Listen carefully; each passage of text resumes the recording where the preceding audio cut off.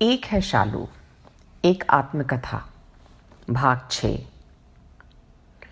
पाचन तंत्र का ठीक से काम करना बहुत ज़रूरी है। जो ना ठीक हो तो जनाब हमारा आपका ही पल पल दुश्वार हो जाए, दिन में तारे नजर आ जाएं। बस यही समस्या शालू के साथ लगातार बनी हुई थी। उसके पेट का हिसाब किताब समझना बड़ी टेढ़ी खीर था, या दस्त या बंद। पापा के पेट पर उल्टे सोने में शालू को आराम मिलता। बस तो क्या माखन कसर छोड़ने वाले थे?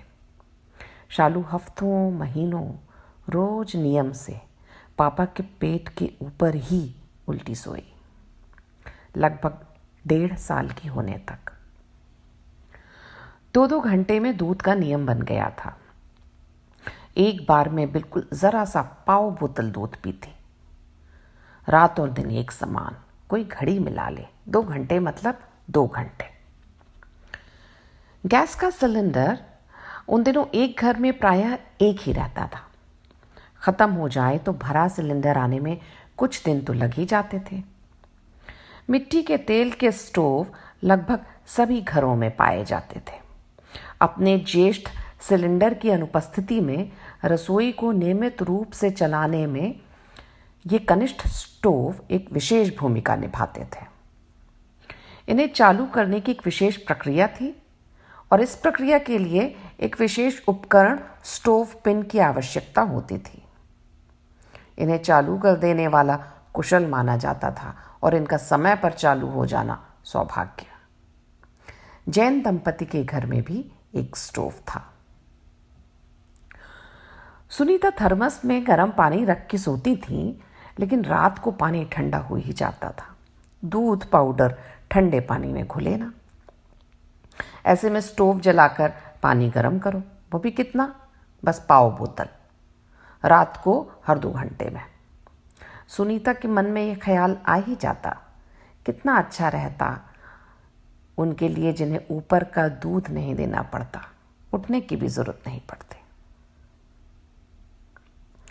दुख तो तब होता जब इतनी मुश्किल से जलाया हुआ स्टोव बस 2 ही मिनट में बंद करना पड़ता। आग की परेशानी के लिए किसी ने होम्योपैथिक डॉक्टर नीमा का नाम सुझाया। बस चल दिए उनके यहाँ शालू को दिखाने, और एक खुराक में मवाद आना बंद, जैसे कोई जादू। ये सुख थे माखन सुनीता के। शालू के किसी कष्ट का निदान मिल जाना उनके लिए बड़े हर्ष की बात होती। उत्सव सा माहौल बन जाता। नरसिंहपुर बहुत छोटी जगह थी, लोग भी रूढ़िवादी। औरतें पूछती, काहे एक सूखा रोग होगा का?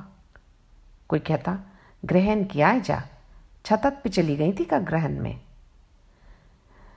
2-3 बीमारियों के बारे में ही जानते थे, बस वही चिपकाते रहते। बस में जाओ तो लोग घेर लें, पैदल निकलो तो औरतें बच्चे पीछे पीछे आए। चिकाए ऐसी है, खात है, रोत है, और दुनिया भर के ना जाने कौन कौन से सवाल। लेकिन जब कोई जश्न या खुशी का अवसर हो तो सब कन्नी काटे। सुनीता की छाया से भी बचाव किया जाए। गर्भवती औरतों के सामने और चौक आदि समारोहों में सुनीता के पैर पड़ना यानी अपशगुन। समाज का ये रवैया देखकर माखन सुनीता ने अपने आप को बिल्कुल काट लिया। बस कुछ गिने चुने लोगों के ही संपर्क में थे। संतोष खरे माखन के सीनियर थे। मिस्टर एंड मिसेस खरे बहुत अच्छे स्वभाव के और बहुत समझदार दंपति थे। मिसेस खरे ने सुनीता को बड़ी बहन की तरह सहयोग दिया। वे बहुत ही हंसमुख और मिलनसार थीं। शालू जी को फिर से हुआ डायरिया। खरे साहब ने ही नरसिंहपुर के एक अच्छे डॉक्टर हरिओम के अस्पताल में भर्ती करवाया। 3-4 दिन भर्ती रही। डॉक्टर हरिओम का भी यही अंदेशा था, ज्यादा नहीं जिएगी। शालू ठीक होकर घर आ गई। माखन की एक और सहकर्मी चौहान अच्छे घर से थे। फोटो खींचने का बड़ा शौक था, कैमरा वगैरह रखते थे।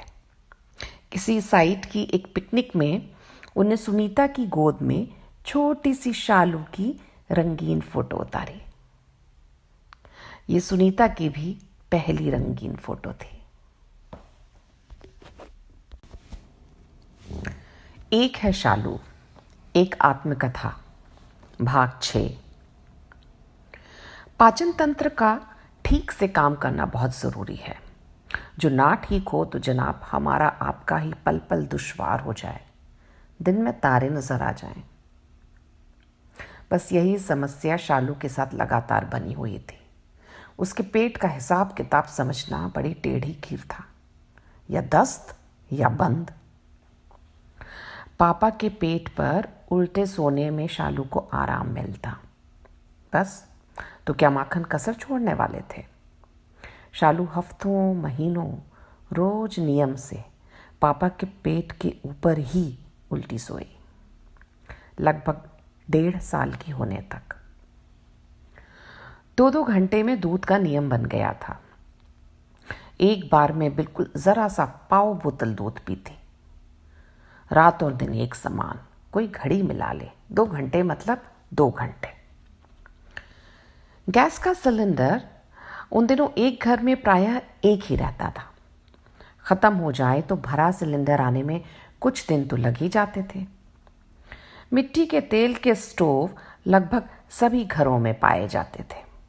अपने ज्येष्ठ सिलेंडर की अनुपस्थिति में रसोई को नियमित रूप से चलाने में ये कनिष्ठ स्टोव एक विशेष भूमिका निभाते थे। इन्हें चालू करने की एक विशेष प्रक्रिया थी और इस प्रक्रिया के लिए एक विशेष उपकरण स्टोव पिन की आवश्यकता होती थी। इन्हें चालू कर देने वाला कुशल माना जाता था और इनका समय पर चालू हो जाना सौभाग्य। जैन दंपति के घर में भी एक स्टोव था। सुनीता थर्मस में गर्म पानी रख के सोती थी, लेकिन रात को पानी ठंडा हो ही जाता था। दूध पाउडर ठंडे पानी में घुले ना।